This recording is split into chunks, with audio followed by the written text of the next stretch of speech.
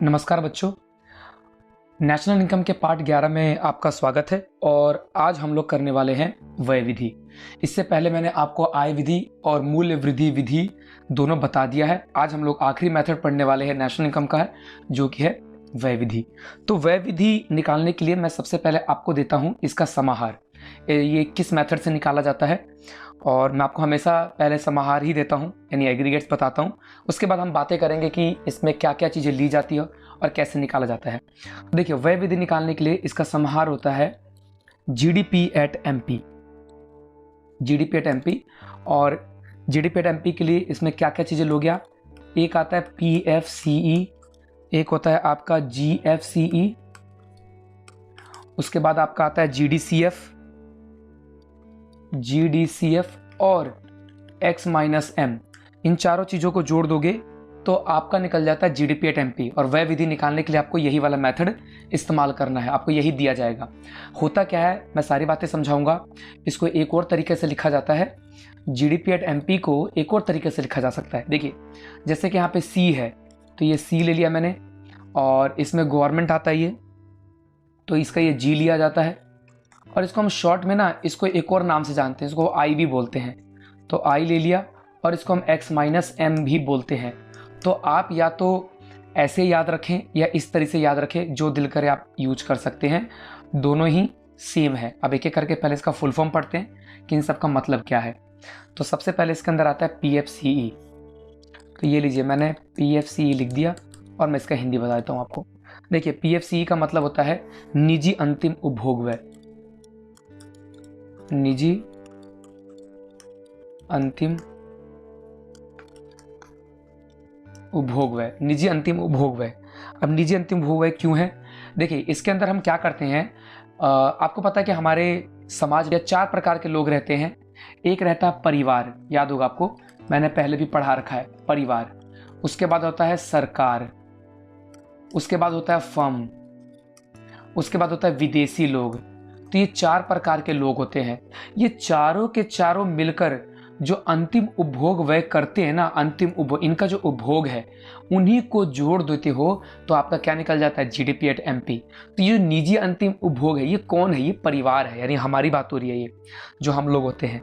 फिर इसके बाद अगला कौन सा आता है, जीएफसीई, ये सरकार है। और इसी को हम शॉर्ट में क्या बोलते हैं, सी बोलते हैं। आप चाहो तो इसे शॉर्ट में क्या लिख सकते हो, सी। अगला आता है आपका जीएफसीई, और जीएफसी का फुल फॉर्म क्या होता है, सरकारी अंतिम उपभोग व्यय, यानी सरकार जो भी कंज्यूम करती है उसको बोलते हैं। मैं आपको बताऊंगा कि सरकार कैसे कैसे चीज़ें कंज्यूम करती है। अभी बस आपको फुल फॉर्म लिखना है, अपनी कॉपी में फुल फॉर्म लिखना चालू करिए। और ये होता है गवर्नमेंट भी कहते हैं इसे शॉर्ट में। तीसरा आता है जीडीसीएफ, तीसरा आपका जीडीसीएफ आता है, जिसको हम सकल घरेलू पूंजी निर्माण भी बोलते हैं। सकल घरेलू पूंजी निर्माण, सकल घरेलू पूंजी निर्माण। और इसका एक और नाम है, एक और नाम से जाना जाता है, फेमस नाम है, ऐसी कोई बात नहीं है। इसको हम सकल निवेश भी कहते हैं, सकल निवेश। और इसे हम शॉर्ट में क्या लिखते हैं, आई। इसे हम शॉर्ट में आई लिखते हैं। एक आखिरी बच गया आपका, जो कि है X minus M, X minus. इसको हम बोलते हैं शुद्ध निर्यात, इसको बोलते हैं हम शुद्ध निर्यात। अब शुद्ध निर्यात क्यों कह रहे हैं इसे, देखिए, ये जो एक्स होता है, इस एक्स का मतलब होता है एक्सपोर्ट, यानी निर्यात। निर्यात मतलब पता है, ये बेचना होता है। और इसका मतलब होता है इंपोर्ट, आयात। आयात कहते हैं सब, इंपोर्ट कहते हैं, ठीक है। तो एक्सपोर्ट में से हमने क्या घटा दिया, इंपोर्ट घटा दिया, तो हम उसको शुद्ध निर्यात कहते हैं। तो ये 4 चीज़ों का मैंने फुल फॉर्म बता दिया आपको कि ये 4 चीज़ें क्या क्या होती है, पीएफसीई, जीएफसीई, जीडीसीएफ और एक्स माइनस एम। इसका शॉर्ट फॉर्म सी प्लस जी प्लस आई, और ये होता है। तो एक एक करके मैं इसकी समरी बनाता हूँ और बताता हूँ कि पहले एक एक करके समझाता हूँ कि पीएफसीई क्या होता है। अब बार बार मैं इसका वो पूरा नाम नहीं लिखूँगा, क्योंकि इसको लिखने में बहुत टाइम वेस्ट होता है। तो मैं आपको पीएफसीई समझा दूँ जरा होता क्या है। देखिए, पीएफसीई का मतलब होता है कि परिवारों का अंतिम उपभोग है, जो हमारे परिवार होते हैं उनको लेते हैं हम, तो परिवारों का अंतिम उपभोग व्यय। अब परिवार क्या कंज्यूम करती है, जूते, चप्पल, कपड़े, खाना, ये सब आता है उपभोग का मतलब। तो परिवारों का अंतिम उपभोग व्यय आप लोगे तो ये सारा का सारा पीएफसीई के अंदर आएगा। चाहे वो कोई भी संस्था भी होती है, ऐसी बात नहीं, कुछ संस्थाएं भी आती हैं इसके अंदर, वो सारी भी चीज़ें इसके अंदर ली जाती है। मैं आपको एक उदाहरण दे देता हूँ कि हम किस किस की बात कर रहे हैं। जैसे कि परिवार क्या खरीदती है, सर वो खरीदती है कार, तो कार ले सकते हो आप। एयर कंडीशनर, ठीक है ना, वॉशिंग मशीन, मैं इसको इंग्लिश में लिखता हूँ, हिंदी मेरे को आती नहीं इसकी, तो इसकी हिंदी पता ही नहीं एक्चुअल बताऊँ तो मैं। एयर कंडीशन, वातानुकूलित बोलते होंगे इसे वैसे। और उसके बाद क्या आता है, वॉशिंग मशीन। तो ये सारी चीज़ें क्या हैं, इसके एग्जाम्पल, आप ये भी चीज़ें जो भी खरीदोगे, ठीक है ना, ये सब इसके अंदर आती है, पीएफसीई के अंदर आती है। उसके बाद अगला कौन सा आता है, जीडीसीएफ, सरकारी अंतिम उपभोग व्यय। सरकार कैसे खर्च करती है, आज जरा देखते हैं। जीडीसीएफ, अब जीडीसीएफ में बताऊं तो सरकारी अंतिम उपभोग व्यय होता है।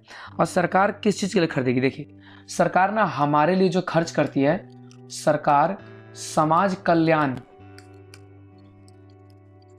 कल्याण के लिए जो खर्च करती है, के इरादे से जो भी खर्च करेगी, के इरादे से व्यय करती है,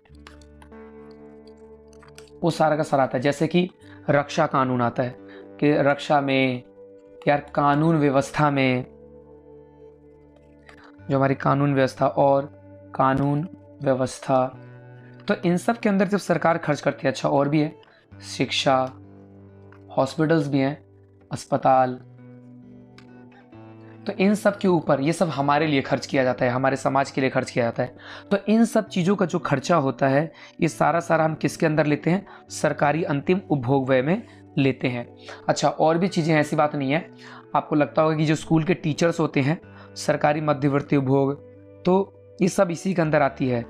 विदेशों में स्थित दूतावास के लिए प्रत्यक्ष खरीद, तो ये सब चीज़ें इसी के अंदर आती हैं, ठीक है। तो उसके बाद अगला कौन सा आता है, जो कि सबसे इंपॉर्टेंट है, जीडीसीएफ। आपको ये परेशान नहीं करता है, ये दोनों तो आपको डायरेक्टली दिया जाएगा, आपको तो परेशान ये करेगा जीडीसीएफ। सबसे ज़्यादा परेशानी वाला ये है सबक, आपको ये सीखने की ज़रूरत है। जैसे हम लोग शॉर्ट में क्या बोलते हैं, सकल घरेलू पूंजी निर्माण का। तो ये सारी बातें होती क्या हैं, अब इसको समझाने के लिए कि होता क्या है, ये बहुत बड़ा टॉपिक है। जीडीसीएफ अपने आप में एक अच्छा सा टॉपिक है, इसको समझना पड़ता है अलग से। तो मैं इसे सिरदर्द कहता हूँ, एक तरह से सिरदर्द कह सकते हो आप भी अपने लिए, क्योंकि आपको ये चीज़ समझनी पड़ेगी अच्छे से। जीडीसीएफ, अब जीडीसीएफ देखिए कितने तरीके से निकलता है, एक्चुअल बताऊं तो मैं, तो जीडीसीएफ ये लीजिए, इसमें दो चीज़ें पहले हम जोड़ते हैं। पहला आता है ग्रॉस, सकल घरेलू स्थिर पूंजी निर्माण, सकल घरेलू स्थिर पूंजी निर्माण, सकल घरेलू स्थिर निर्माण, सकल घरेलू स्थिर पूंजी निर्माण।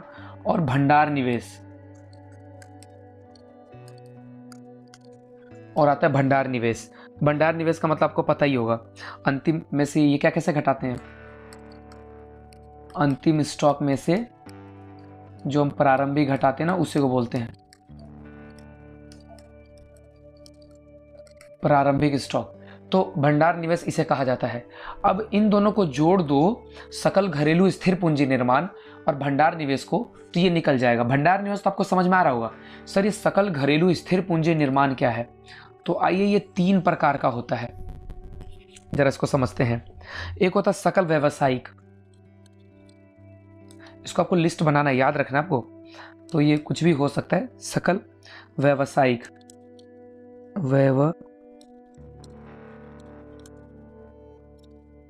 सकल व्यावसायिक निर्माण निवेश,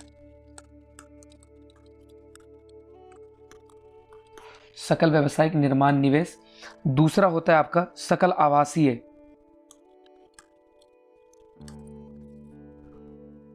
सकल आवासीय निर्माण निवेश।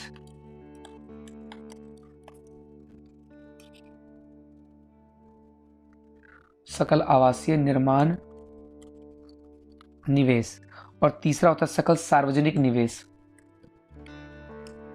सकल सार्वजनिक निवेश, ये 3 प्रकार की चीजों से मिलकर बनता है सकल घरेलू स्थिर पूंजी निर्माण। अब देखिए सकल व्यावसायिक निवेश क्या है, इन तीनों को देखो, आपको ये तीनों समझना है। इन तीनों को ही जोड़कर क्या निकलता है, सकल घरेलू स्थिर पूंजी निर्माण। अब स्थिर है तो इसका मतलब क्या क्या होता है, जरा देखिए।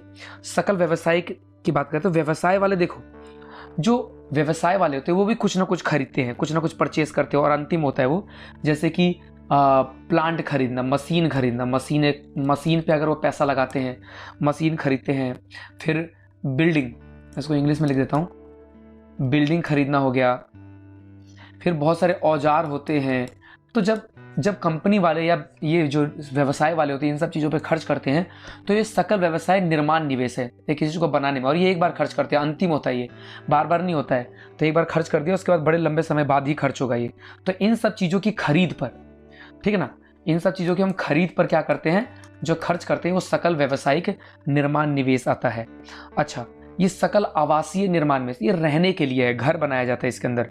तो कोई भी हम नया घर बनाते हैं, नया घर रहने के लिए, अब ये चाहे सरकार बनवाए लोगों के रहने के लिए या फिर हम अपने आप से बनाए, वो सारे के सारी चीज़ें इसके अंदर आती है, सकल आवासीय निर्माण निवेश। और तीसरा क्या था, सार्वजनिक निवेश। अब सरकार कोई रोड बनाती है, रोड बनाती है, फ्लाईओवर बनाती है, फ्लाईओवर हो गया, या फिर ब्रिजेस हो गया, ब्रिज।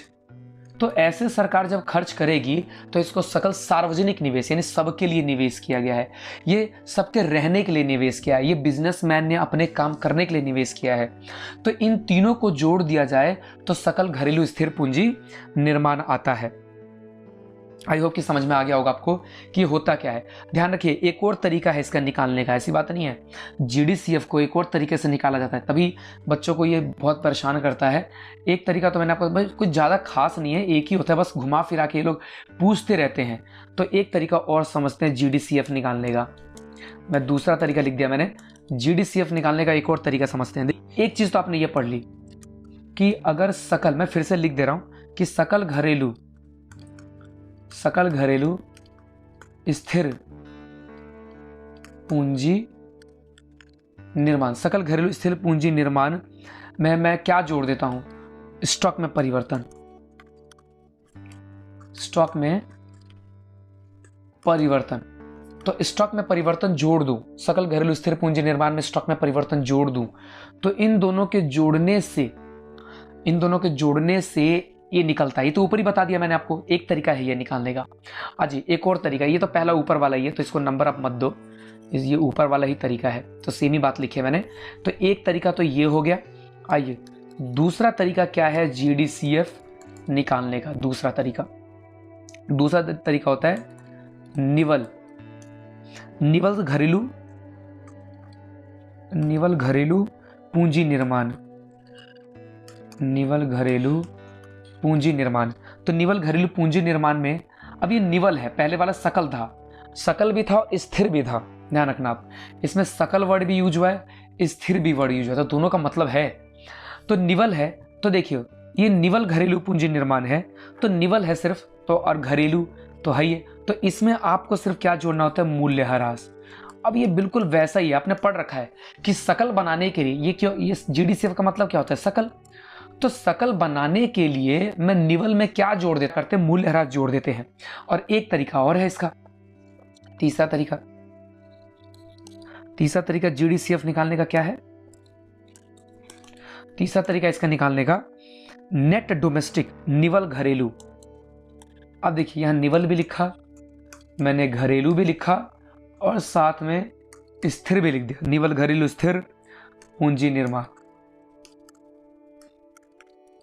तो यहां पे निवल भी है और स्थिर भी है, देखिए ऊपर वाले में स्थिर नहीं था। तो निवल बनाने के लिए तो आपने पढ़ लिया कि सर मूल्यह्रास जोड़ते हैं, लेकिन स्थिर बनाने के लिए क्या करते हो, देखो स्थिर बनाने के लिए हमने तो ये जोड़ा था स्टॉक में परिवर्तन, तो स्थिर बनाने के लिए हम इसके अंदर क्या जोड़ देते हैं, स्टॉक में परिवर्तन।